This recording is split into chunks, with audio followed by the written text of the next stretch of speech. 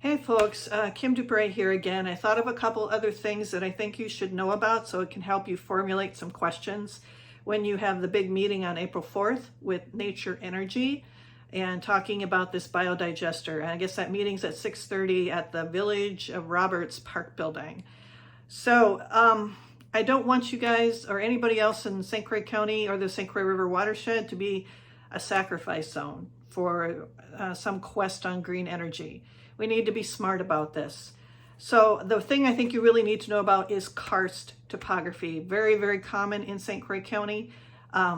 It is a porous type of bedrock that is very vulnerable to groundwater contamination.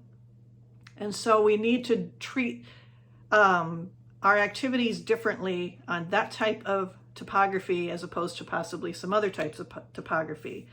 Now I have some video here from Emerald Township when I was living there.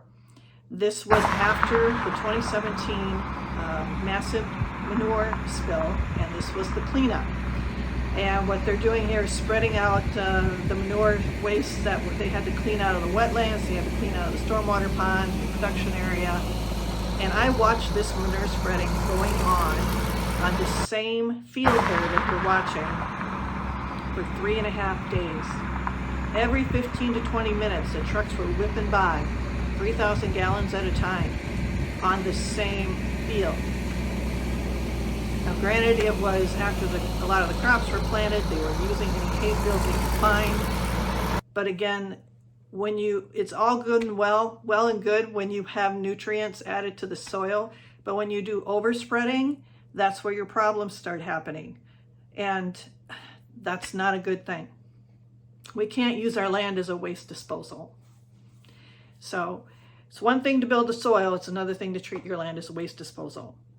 So I have here a picture, if you really want to see what your bedrock looks like, in Hanley Road there in Hudson, if you drive along that highway or that road, you'll see the karst topography right there alongside the road by the Hudson Water Tower.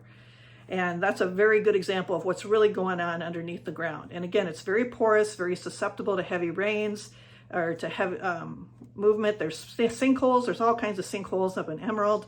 Here's another map that has the karst topography that is common in Wisconsin. And you'll notice that that's all the way around the western side of the state from St. Croix County all the way down to the south and all the way up the eastern side of the state. So that's how common karst is. And there's different types of karst, and there's people that will tell you all more than you would ever want to know probably about all that.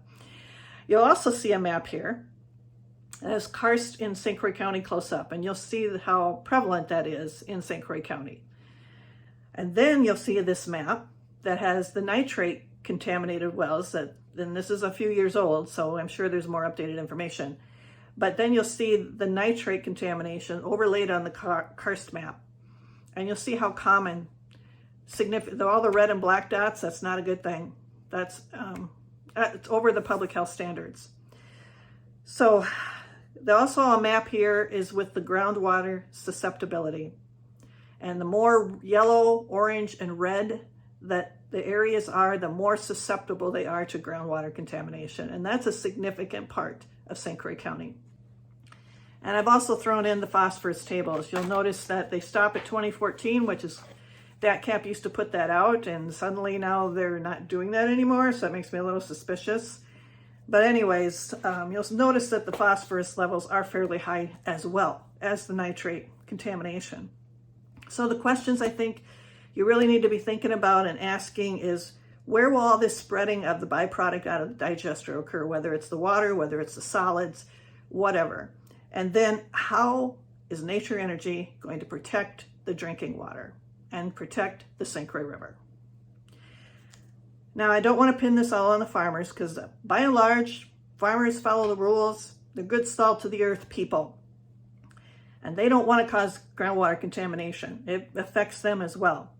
But what I find interesting of late is this organization called Wisconsin Green Fire.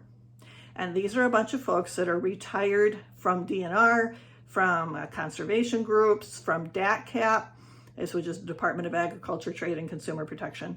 They're people that know this stuff like the back of their hand. And so these Wisconsin Green Fire folks have put out a paper on nitrates. I'll put it in the show notes below, a link to it. But they were saying that on page 4 of this paper, current nitrogen application guidelines from UW Extension are primarily tied to agronomic profitability.